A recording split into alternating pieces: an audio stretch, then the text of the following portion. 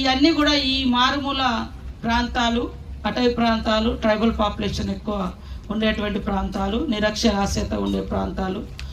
అంటే నిరక్షరాస్యతను అధిగమిస్తూ అక్షరాస్యత వైపు అడుగులేస్తూ మరి స్టేట్తో పోటీ పడే విధంగా పిల్లలను తీర్చిదిద్దుతున్నటువంటి ఉపాధ్యాయులకు, ట్రైబల్ వెల్ఫేర్ డిపార్ట్మెంట్కు, అదేవిధంగా జిల్లా కలెక్టర్స్కు, ఐటీడీఏ పిఓస్కు, మన శాఖలో పనిచేస్తున్నటువంటి అధికారులకు, ఈ జిల్లాల్లో పనిచేస్తున్న ఎడ్యుకేషనల్ అధికారులకు అందరికీ కూడా హృదయపూర్వక ధన్యవాదాలు, శుభాకాంక్షలను తెలియజేస్తాం. పట్టుదలగా పిల్లల్ని చదివించాలి. నెక్స్ట్ సారి కూడా మనం వెంటనే మళ్ళీ స్కూల్ స్టార్ట్ అయిన వెంటనే జూన్ ఎండింగ్లో ఆల్ టీచర్స్తో, హెచ్ఎంస్ తోటి కానీ, వార్డెన్స్తో కానీ, మన డిపార్ట్మెంట్ వారితో మీటింగ్ పెట్టుకుంటాం.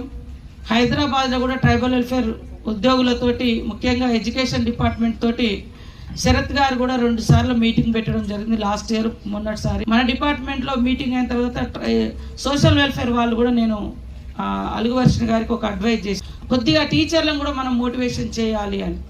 సో వారు కూడా మీటింగ్ పెట్టి నన్ను ముఖ్య అతిథిగా పిలవడం జరిగింది. అంటే మోటివేషన్ అనేది చాలా ఇంపార్టెంట్. వితౌట్ మోటివేషన్ లేదా ఏదన్నా ఇన్స్పైరింగ్ పర్సనాలిటీస్ కూడా ఉంటే పిల్లల జీవితాల మీద చాలా ప్రభావం ఉంటుంది. అరే మనం అట్లా కావాలి, అట్లా చదువుకోవాలి, మా టీచర్ ఎట్లున్నాడు, మా పిఓ ఎట్లున్నారు, మా ఎమ్మెల్యే, ఏదో ఒక ఇన్స్పిరేషన్ అనేది వాళ్ళ కళ్ళ ముందట కథల రూపంలో కావచ్చు, లేదా నిలువెత్తు లైవ్లో కావచ్చు. మనం పిల్లల ముంగట కనబడేది మనమే.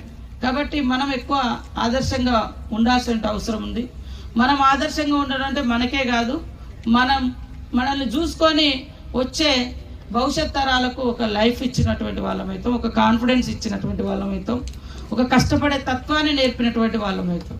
సో అందరూ కూడా ఆ రకంగా పనిచేయాలని, పిల్లలు కూడా ఈరోజు ఏదో సబ్జెక్ట్ ఎంచుకోకుండా మీకు ఖచ్చితంగా నేను ఇందులో రాణించగలుగుతా, రేపు మీరు మెడిసిన్ సీట్ కోసం ట్రై చేస్తున్నారు, మరి అందులో అటువైపు వెళ్ళినప్పుడు ఖచ్చితంగా ఆ స్థాయిలో కష్టపడాలి. లేదా ఐఏఎస్లు కావాలనుకుంటారు, ఐపీఎస్లు కావాలనుకుంటారు.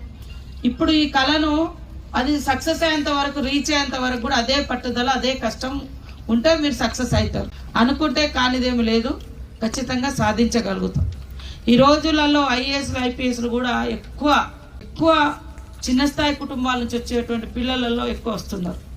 ఎందుకంటే పట్టుదల, కసి, చిన్నతనంలో అనుభవిస్తున్నటువంటి పేదరికం, సమస్యలు, అవహేళనలు, అవమానాలు ఇవన్నీ ఉంటాయి. కాబట్టి దాని నుంచి నేను ఈ జిల్లాని కలెక్టర్గా, ఒక భద్రతా అధికారిగా, ఎస్పీ కావాలి అని వస్తుంది. ఇప్పుడు మీరు ఎంచుకుంటా ఉన్నారు, అదే కష్టం. ఈ చిన్న ఏజ్లోనే మనకు రకరకాల అట్రాక్షన్స్ కూడా ఉంటాయి, లైఫ్ను డైవర్ట్ చేస్తా